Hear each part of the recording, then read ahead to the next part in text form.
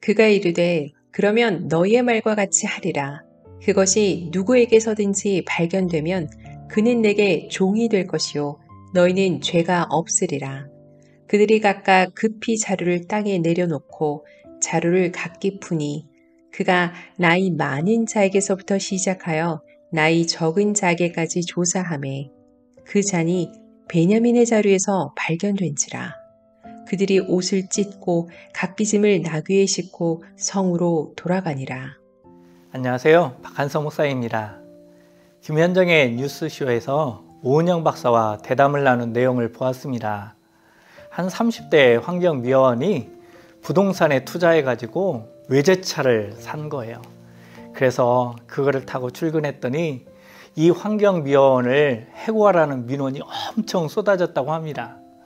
그 이유는 더 어려운 사람에게 직업을 양보해라 이런 거였습니다. 잘 아시다시피 미화원은 직업 공무원이죠. 그럼에도 사람들이 분노하는 것은 화가 나 있기 때문입니다.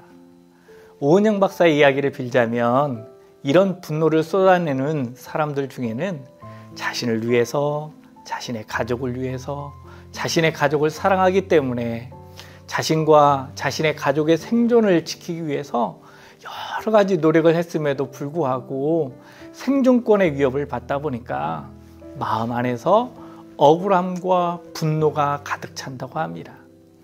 열심히 노력할수록 억울함도 더 커지는 구조인 것이죠. 성도님들도 억울함과 분노로 치밀어 오를 때가 있을 것입니다. 기독교인으로서 더 바르고 최선을 다해서 살아왔기 때문에 더 그럴 수 있죠. 오늘 우리가 아침에 만나는 말씀은 억울함에 내몰린 요셉의 형들에 관한 이야기입니다. 내가 잘못하지 않았음에도 불구하고 억울한 상황에 내몰릴 때에 우리는 어떻게 반응할 것인가를 묻고 있습니다. 이것은 시험으로 다가왔습니다. 은잔을 베냐민의 식량자루에 숨겨서 형들의 반응을 떠보는 시험이었지요. 요셉의 형들 모르게 은밀히 요셉이 추진하는 계략이었습니다. 요셉의 형들은 누구에게서 발견되든지 그는 죽을 것이라고 천명하죠. 자신들은 그 누구도 훔칠 이유가 없었기에 자신한 것입니다. 요셉 총리는 이 말을 받아서 발견되는 사람은 내 종이 될 것이고 나머지는 죄가 없을 것이다 라고 선언합니다. 지난 이야기를 해보면 유다는 자신의 생명까지 담보해 가면서 베냐민을 데려왔어요. 그런데 뜻밖의 그 베냐민에게서 문제가 시작된 것이지요. 나이 많은 사람으로부터 시작해서 10번째까지도 은잔이 발견되지 않아서 이제 마지막 베냐민에게서만 무탈하면 되는 것이었는데 그만 베냐민에게서 은잔이 발견된 것이지요. 비난이 나올 법한 상황이에요. 특히 유다는 자신의 생명까지 담보하면서 데려왔기에 더더욱 비난과 독설이 나올 법하였습니다. 억울하니까요. 또한 베냐민을 벌하겠다는 것은 어찌 보면 베냐민을 버릴 합당한 명분이 주어지는 것이에요. 또한 이건 형들의 숨은 마음을 그대로 드러나게 만드는 이중장치이기도 하였지요. 형들은 베냐민을 두고 갈 것인지 아니면 베냐민과 함께 생사를 같이 할 것인지를 결단해야만 하였습니다. 참고로 요셉이 없어졌을 때에는 야곱과 르우벤만이 옷을 찢었습니다. 창세기 37장 29절 보면 르우벤이 돌아와 구덩이에 이르러 본즉 거기 요셉이 없는지라 옷을 찢고, 창세기 37장 34절을 가서 보면 자기 옷을 찢고 굵은 배로 허리를 묶고 오래도록 그의 아들을 위하여 애통하니 라고 말하고 있습니다. 그러나 베냐민이 종이 될 위기에 처했을 때는 달라졌습니다. 44장 13절 보면 그들이 옷을 찢고 각기 짐을 나귀에 싣고 성으로 돌아가니라 라고 말씀하고 있습니다.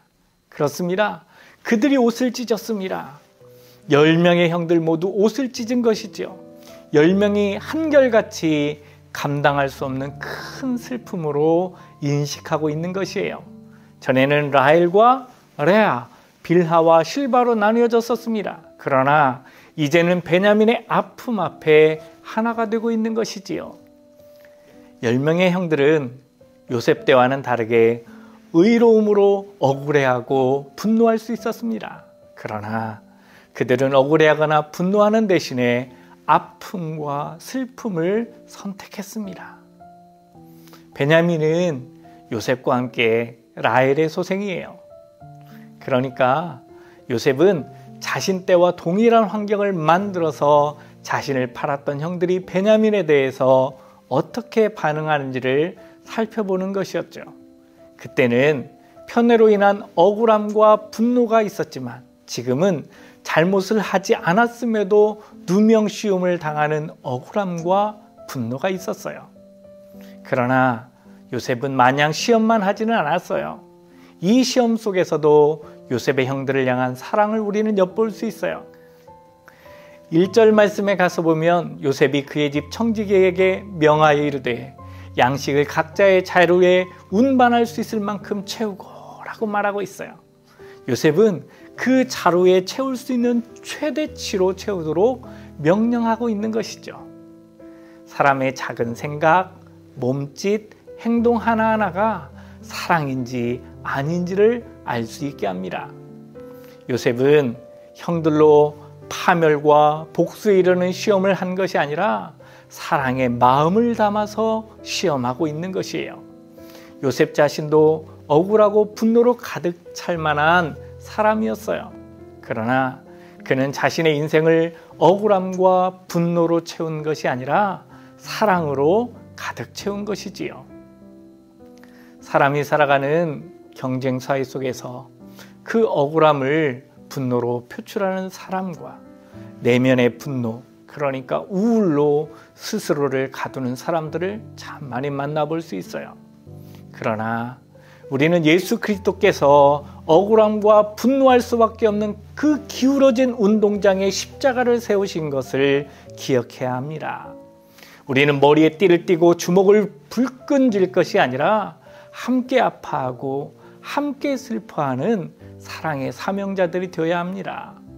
우리 자신을 억울함과 분노로 채우는 것이 아닌 사랑으로 가득 채워나가는 그리스도인으로서 한 주를 살아가시기를 소망합니다. 오늘의 미션을 우리 RT인들에게 한번 부여하고자 합니다. 오늘의 미션은 2가지예요.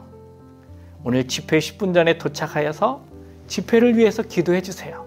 그리고 내가 사랑하는 사람들을 향해서 오늘 집회에 같이 참여할 수 있도록 홍보해 주시기 바랍니다.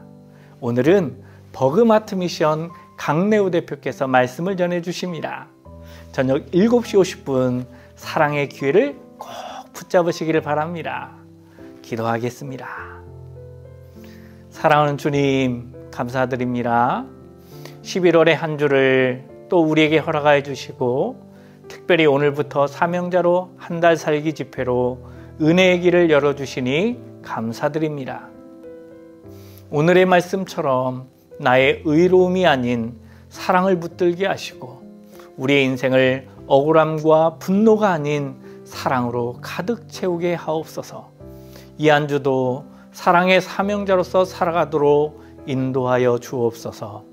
예수 그리스도의 이름으로 기도드립니다. 아멘.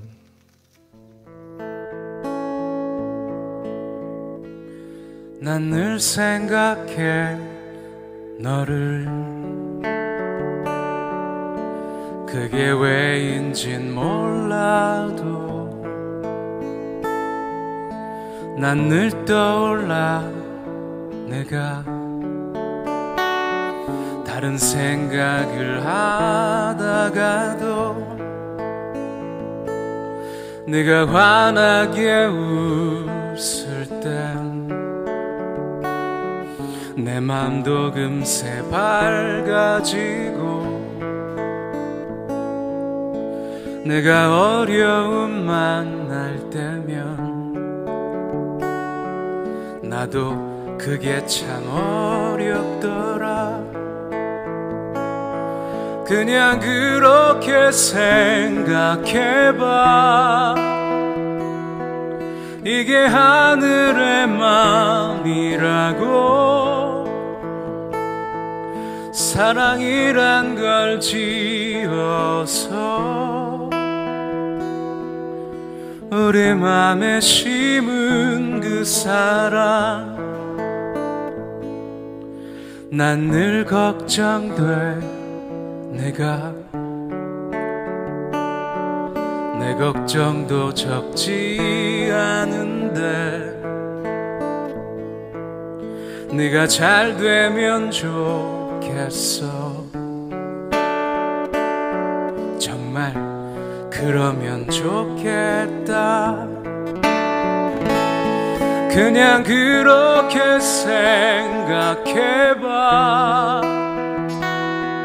이게 하늘의 맘이라고. 사랑이란 걸 지어서 우리 맘에